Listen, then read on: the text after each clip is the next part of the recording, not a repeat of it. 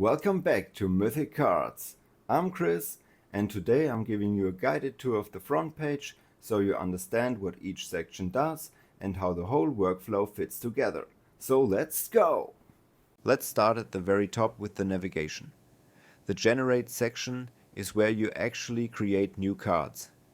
Discovery is where the public community cards live. Collection is where your saved cards are stored. The shop is where you manage generation credits. Settings is where you handle account details and things like your income. Now let's move into the card styles and frames, because this part controls the look and structure of what you generate. A card style decides the structure and layout of the card. A frame decides the theme, the vibe, and the visual identity on top of that structure. If you choose full artwork, the card leans hard into visual impact and lets the art do most of the talking. Even with full artwork, you can still open the editor afterwards and add a text box on top of the art. That means you can place abilities, keywords, stats, or flavored text right onto the card exactly where you want it. If you choose text box ready, you're starting with a layout that already reserves space for abilities and readable gameplay text. If you choose complete card, you're aiming for something that comes out close to playable right away. If you choose class card, you get a minimal layout that emphasizes the class label and the clean design. Frames are where you can pick from a lot of presets, or you can describe your own custom frame style. A good frame makes a deck feel cohesive, like it belongs to the same universe. You can also take this one step further with card backs. You can design a signature card back for your whole project, so every deck looks consistent. And if you want to go all in on customization, you can even create a unique card back design for individual cards.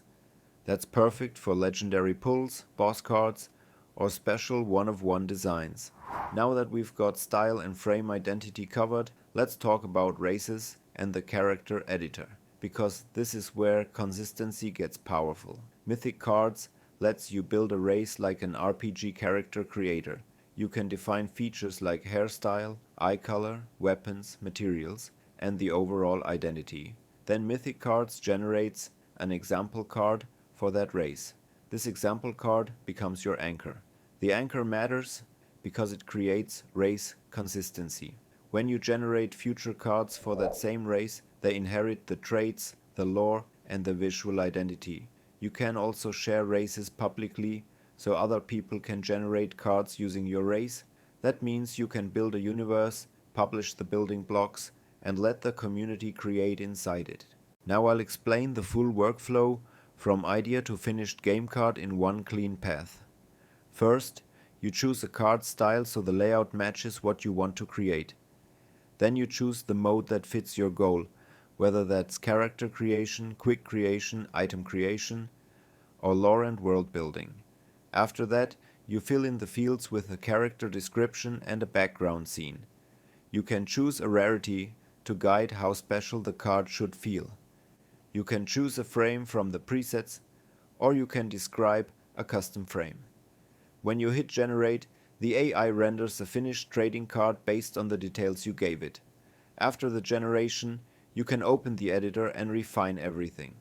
This is where you adjust details, fix text, tweak layout, and push the card from good to great. This is also where you can place that text box overlay on full artwork cards and write abilities cleanly. Once you're happy, you save the result as a game card. A game card is the version you'll actually use later when you build decks. Now we move into the deck builder. You take your saved game cards, assemble a deck, and export it. That export is what you can bring into Tabletop Simulator. That's the moment where AI-generated cards become playable on an actual tabletop.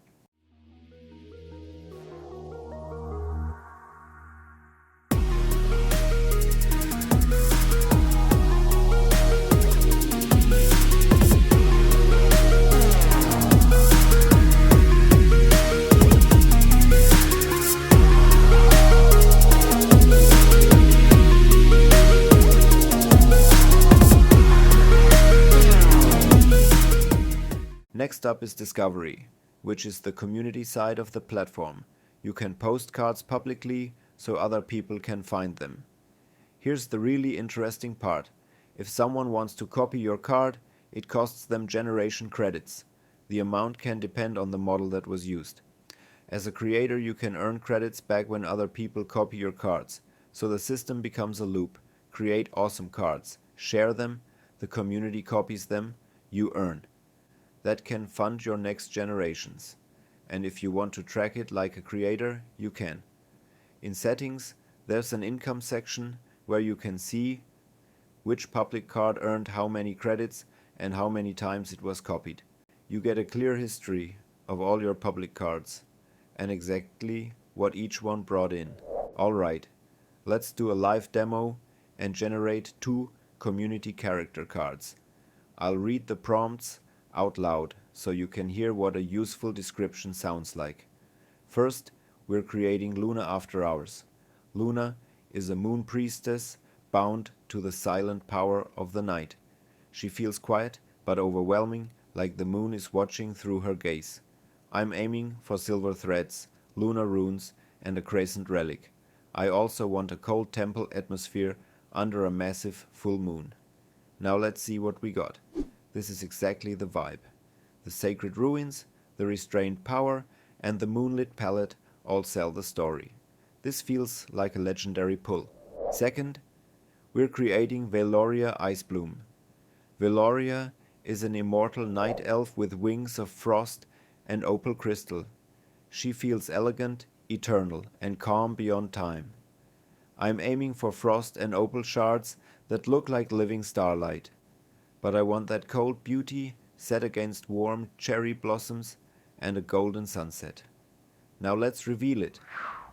That warm versus cold contrast carries the entire image. It looks premium and it feels like a real character you'd want in a deck. And that's the full front page tour and the core workflow. In the next video, we'll build a full race from scratch and create an anchor card for consistency. If you want to help shape the next episodes, tell me what race we should create. And if you want your own character turned into a card, leave a prompt in the comments. Alright, so quick question, did you notice my AI voice clone? I'm sure you did. But is it good? Is it bad? I don't know, because it helps me a lot making those videos a little bit faster. And I'm still super late, so sorry for that. And yeah, let me know in the comments. See you in the next one.